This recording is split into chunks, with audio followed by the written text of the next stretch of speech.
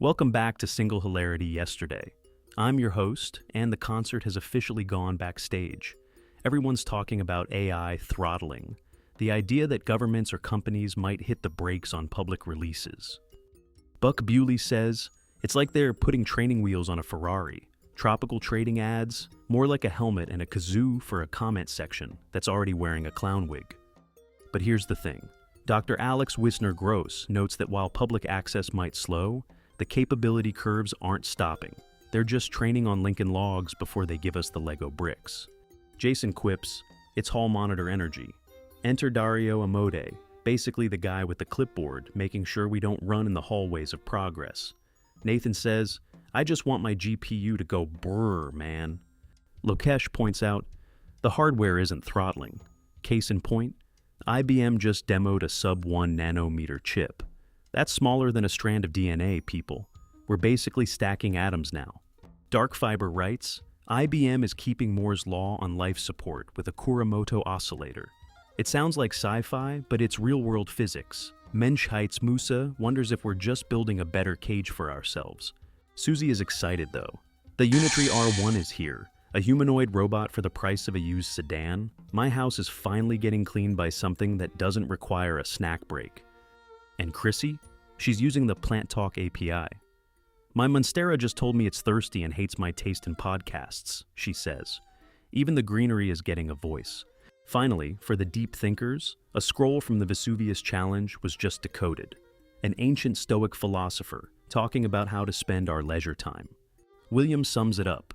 2,000 years later, we're still just trying to figure out what to do when we aren't working. Maybe AI isn't the threat. It's the opportunity to finally find some Menschheits Musa.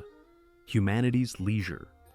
Welcome back to Single Hilarity Yesterday, the show where we pick through the digital wreckage of the future. I'm your host, and today, things are getting weirdly exclusive. Everyone's talking about throttling. The government wants training wheels on the AI, but according to Dr. Alex Wisner-Gross, the capability curves don't care about your feelings. The concert has officially gone backstage. Buck Bewley says, it's like they're building a god in a basement and only giving us the filtered water. Buck, my man, if you saw the raw stuff, you'd need more than a bright red bicycle helmet and a metallic toy kazoo to handle it. Tropical Trading chime in with, regulation is just a hall monitor with a clipboard. Enter Dario Amodei, basically the AI hall monitor. He's standing by the velvet rope of the AI speakeasy, deciding who gets the Jenga blocks and who gets the classic wooden Lincoln Logs. But don't worry, hardware is moving too fast for the hall monitors. IBM just dropped a tiny silicon IBM chip using 2 nanometer tech. They're basically stacking transistors like microscopic Legos. Nathan is worried about a nanobot uprising. But Nathan, I'm more worried about where we find an HDMI cable for something that small. And it's not just labs. Chrissy says her houseplant is finally talking back thanks to the Plant Talk API. Chrissy, if that large houseplant, Monstera deliciosa, starts asking for more than just water, like, say, your social security number, hang up. Finally, from the Vesuvius Challenge, we have an ancient Stoic scroll of Herculaneum papyrus. The message? Enjoy the leisure time. It took 2,000 years of AI training to tell us to take a nap. I think I'll take that advice. Good night, everyone. The future is coming, whether we're awake for it or not. Good morning, Frontier family. Welcome to Single Hilarity. Yesterday, the only show where the singularity shows up late because somebody at the White House put training wheels on a rocket ship. Folks, Dr. Alex Wisner-Gross dropped one yesterday. The singularity just learned to throttle itself. And the comment section did what the comment section does best. It put on a helmet, grabbed a kazoo, and drove straight into the circus tent. Buck Bewley yells, the day the music died. Buck, buddy, the music did not die. The concert moved backstage. The band is still shredding. The roadies are still sweating. The fog machine is still unionized. But the rest of us are outside the venue listening to the Spotify free tier version with ads for beard oil and mushroom coffee. Tropical Trading says, government needs to butt out. Free the frontier models. Jason comes in with the line of the week. This is like banning Lincoln Logs because kids might build too much freedom, and then Legos show up. Dun dun dun! Jason, congratulations. You win the internet. Please report to the front desk to collect your prize. One government-approved Lego brick, available after a 30-day cybersecurity review. Nathan and Lokesh are tagging Dario Amodi like he is the ultimate speedbreaker for the singularity. Dario out here acting like the hall monitor at the apocalypse prom. Excuse me, young man, that recursive self-improvement does not have a permission slip. Sir, please put down the clipboard. The band is still playing. But here is the serious part hiding under the clown wig. Throttling the release does not throttle the training. That is the whole joke. That is the whole problem. The labs do not stop building. The data centers do not take a spa day. The capability curve does not say, you know what, let me wait until Congress finds the HDMI cable. What changes is what the public gets to see, and when. So, the old joke that AGI is already sitting in a server room somewhere? Congratulations, folks. That joke just got promoted to policy architecture. The model did not disappear. It went VIP, private room, velvet rope, government-approved guest list. One customer at a time, baby. Welcome to the AI speakeasy. Dark Fiber drops The Gate and the Void, How America Chose to Lose the AI Race. Oof. That title hits harder than my fantasy football draft after I say, this is my year. And look, I get the safety, folks. I really do.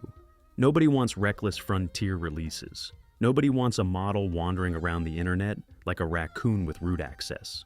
But the mechanism matters, because if America slows what the public can use while internal models keep compounding and other countries keep shipping, then what did we actually do? Did we create safety, or did we create a backstage pass for insiders and a folding chair for everybody else? That is what the comments are reacting to. Not just GPT 5.6, they are asking, who controls the valve? Who gets intelligence first? Who gets the powerful tools? Who gets told, sorry, not tonight, you're not on the list? Now over in hardware land, Menschheitz Musa asks the question we were all thinking. How can IBM do sub-1 nanometer? I thought Moore's Law was cooked. Great question. Folks, Moore's Law did not die. Moore's Law took the elevator. IBM said, hold my coffee, and went full skyscraper mode with a 0.7 nanometer nanostack. Nearly 100 billion transistors on something the size of a fingernail. They are stacking transistors like Jenga on Red Bull. And why does that matter? Because AI is eating memory, power, cooling, chips, the whole buffet. Apple hikes Mac and iPad prices because memory costs are going wild, and suddenly your new iPad is sponsored by the Singularity's electric bill. Enjoy the dongle. It now comes with inflation. Susie on YouTube saw the Kuramoto oscillators and said, patterns everywhere. Susie, you are my spirit animal. Because while the regulators are trying to narrow the release valve, the engineers are over here saying, what if physics itself did the computing? UNZero is generating images with coupled oscillators, basically tiny synchronized wiggle magic chasing huge energy efficiency. The AI is not just thinking harder, it is dancing smarter. And meanwhile, because this timeline refuses to behave, we also have the Unitree R1 humanoid for $4,900, a humanoid robot doing backflips for gaming PC money. That is cheaper than my last failed productivity system, and at least the robot actually follows through on its calendar. And Chrissy, this one is for you. Chrissy says she has no green thumb and just wants her plants to tell her when they need water. Chrissy, the future heard you. OpenAI's Plant Talk gives your houseplant a voice with a webcam and an API. Your ficus can now say, human, I have been thirsty since Tuesday. Are we emotionally available for basic hydration today? That is the duality of this timeline. On one side, geopolitical AI standoffs.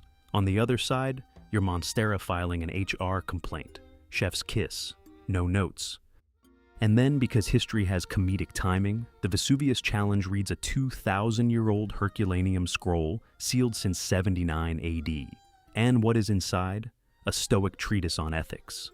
Of course it is. 2,000 years ago, some philosopher basically reached across time and said, relax kids, they can stagger the release. They cannot throttle the mind. And that is where I land today. The regulators are playing checkers. The engineers are playing four-dimensional Jenga. The robots are doing budget backflips. The plants are unionizing, and a guy from 79 AD just told us to calm down and keep building. So, Tell me in the comments, is this responsible caution, or did the government accidentally create the world's biggest underground AI speakeasy? Are we handing China the Lego factory, or just making sure nobody builds a haunted castle with the Lincoln Logs? William on YouTube said this stuff is golden and needs more eyes. William, you absolute legend, consider this your personal megaphone. Hit subscribe, smash the bell, and share this with one friend who still thinks their toaster is not plotting something. I read every comment, even the unhinged ones, especially the unhinged ones. This has been Single Hilarity Yesterday. Stay curious, stay building, and remember, your houseplant is watching. Water it, or else. Same bat time, same bat singularity.